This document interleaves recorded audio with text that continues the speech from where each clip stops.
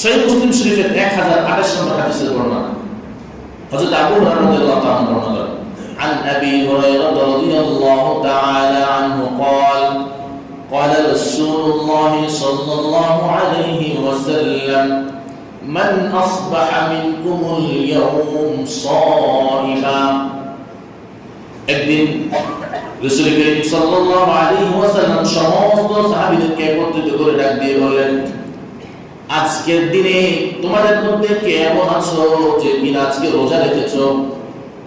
হযরত সিদ্দিক আকবর রাদিয়াল্লাহু তাআলা বলেন, আমি রোজা রেখেছি। রাসূল করিম সাল্লাল্লাহু আলাইহি ওয়াসাল্লাম এরপরে বললেন, মান আতবা মিনকুমুল ইয়াউম জানাজাতান, তোমাদের মধ্যে আজকে কে এমন আছো যে কোন একটা জানাজা পড়েছো? হযরত সিদ্দিক আকবর রাদিয়াল্লাহু তাআলা বলেন, আমি। নবীজি এরপরে বলেন, মান আতআমা মিনকুমুল ইয়াউম মিসকিনা, তোমাদের মধ্যে কে এমন আছো যে আজকের দিনে যে কোনো একজন মিসকিনকে খাবার খাওয়াইছো? হযরত সিদ্দিক আকবর রাদিয়াল্লাহু তাআলা বলেন, আমি। সুবহানাল্লাহ, সুবহানাল্লাহ বলবেন না? শুধু তাই না, নবীজি এরপরে বলেন, মান দাআ মিনকুমুল ইয়াওমা মারিদান, তোমাদের মধ্যে কে এমন আছো যে আজকের দিনে একজন অসুস্থ ব্যক্তিকে দেখতে গেছো? হযরত সিদ্দিক আকবর রাদিয়াল্লাহু তাআলা বলেন, ইয়া রাসূলুল্লাহ, ইয়া হাবিবাল্লাহ, তখন পর্যন্ত আপনি যতগুলো আমল করার কথা বলেছেন এর সবটুকু আমি আজকের এই দিনে করেছি। সুবহানাল্লাহ। নবীজি সাল্লাল্লাহু আলাইহি ওয়াসাল্লাম বলেন, মা ইজতামা'না ফি আমরি ইল্লা দাখালাল জান্নাহ, আজকের এই দিনে আপনি যত আমল করেছেন, যতটুকু আমলের কথা বললাম, মিসকিনকে খাবার খাওয়াইছেন, জানাজায় শরীক হয়েছেন, প্রতিবেশী অসুস্থ ব্যক্তিকে দেখতে গেছেন, এটা এমন এক বিষয়, এই বিষয় আপনি করেছেন এতটুকুই নয়, এই বিষয়গুলো আপনাকে জান্নাতে নেওয়ার জন্য যথেষ্ট হয়ে যাবে। সুবহানাল্লাহ।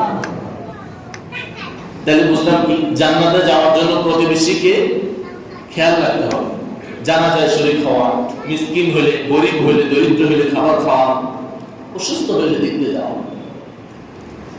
প্রতিবেশীর গুরুত্বপূর্ণ একটা হক হচ্ছে, সবচেয়ে গুরুত্বপূর্ণ যেটা, সেটা হচ্ছে খাবারের কষ্ট যদি পায়, খাবারের অনাহারের মধ্যে যদি থাকে, তাহলে তাকে খাবারের ব্যবস্থা করা।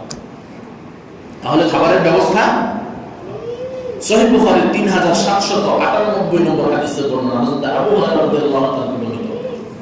عن أبي هريرة رضي الله تعالى عنه أن رجلا أتى النبي صلى الله عليه وسلم, হযরত আবু হুরায়রা রাদিয়াল্লাহু তাআলা বলেন, একবার এক লোক নবীজি সাল্লাল্লাহু আলাইহি ওয়াসাল্লামের কাছে এসে বলল, আমি ক্ষুধার্ত, আমাকে একটু খাবার খাওয়ান। রাসূল করিম সাল্লাল্লাহু আলাইহি ওয়াসাল্লাম একজন বার্তাবাহক ডাক দিলেন, একজনকে ডাক দিয়ে বললেন, ফাবাআসতু ইলা নিসাই, বললেন তুমি আমার ঘরে আমার স্ত্রীদের কাছে গিয়ে বলো কার ঘরে কি খাবার আছে, একটু খাবার যেন পাঠায়, প্রতিবেশী একজন মেহমান আছে।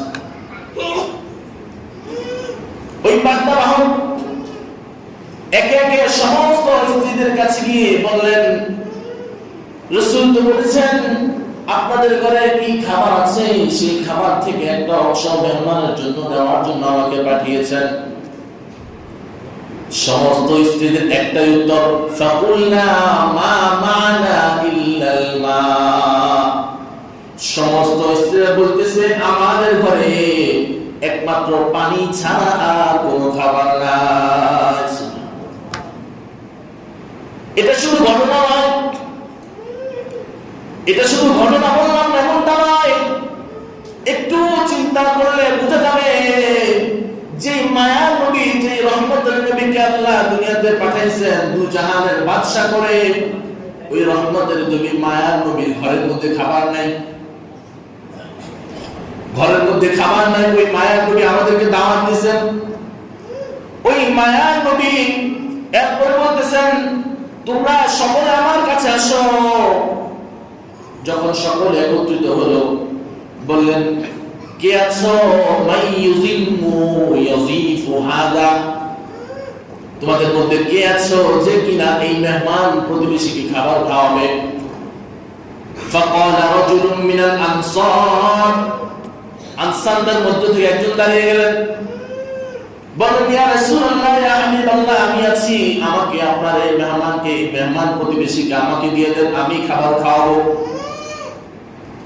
ওই আনসার, আনা আনতালিকু বিহি ইলাল মারআতি, ওই আনসার ওই মেহমান প্রতিবেশীকে নিয়ে ঘরে গেলেন। ঘরে গিয়ে তার বিবিকে বললেন, فقال أكرمي ضيف رسول الله صلى الله عليه وسلم, আমি রাসূল করিম সাল্লাল্লাহু আলাইহি ওয়াসাল্লামের একজন সম্মানিত মেহমানকে নিয়ে এসেছি। فقالت ما عندنا إلا قوت صبياني, ওই আনসারের স্ত্রী বলে, আপনি মেহমান আনার আর কোনো সময় পাইলেন না, আজকে মেহমান আনতে হলো, আজকে তো আমাদের ঘরে আমার শিশুর সামান্য খাবার ছাড়া আর কোনো খাবার নাই।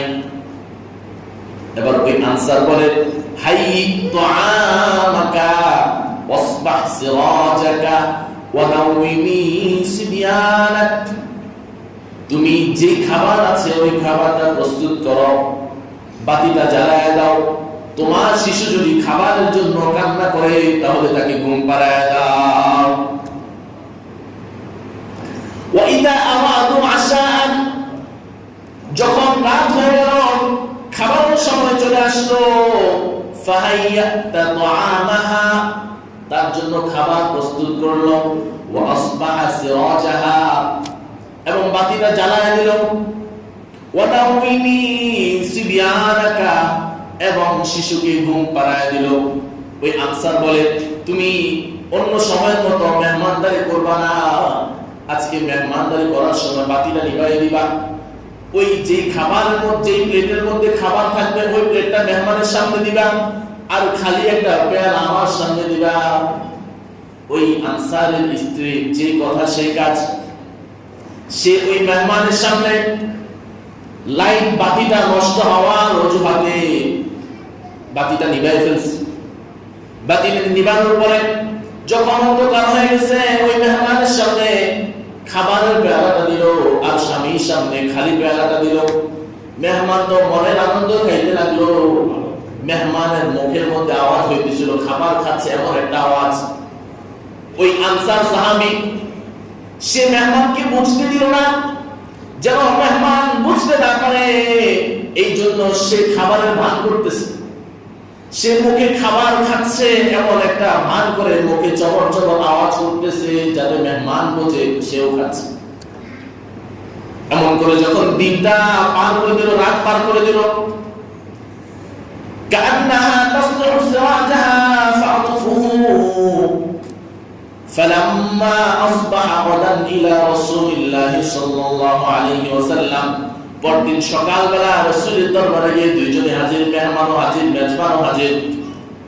فقال رسول الله صلى الله عليه وسلم ضحك الله الليلة, ওয়ানসার সাহাবী, তুমি আর তোমার বিবি মিলে রাতের বেলায় মেহমানের সাথে যে অভিনয় করেছো, তোমাদের এই অভিনয়, প্রতিবেশীকে খাওয়াতে যে অভিনয় করেছো, মেহমান প্রতিবেশীর জন্য যে অভিনয় তোমরা করেছো, তোমাদের এই অভিনয় দেখে আল্লাহ রাব্বুল আলামিন মুচকি মুচকি হেসেছেন। সুবহানাল্লাহ, সুবহানাল্লাহ।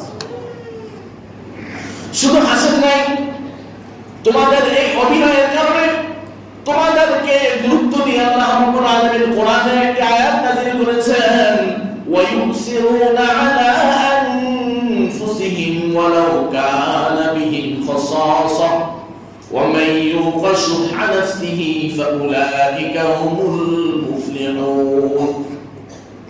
আল্লাহ বলেন, যারা নিজেরা অনাহার থেকে, নিজেরা অভাবগ্রস্ত হয়ে অন্যের জন্য খাবারের ব্যবস্থা করে দিবে, অন্যের মুখে আহার তুলে দিবে, তাদেরকে একটা ঘোষণা দিয়ে দিই, তারা দুনিয়ার মধ্যে এবং আখিরাতের মধ্যে সবচাইতে সফল কাজ।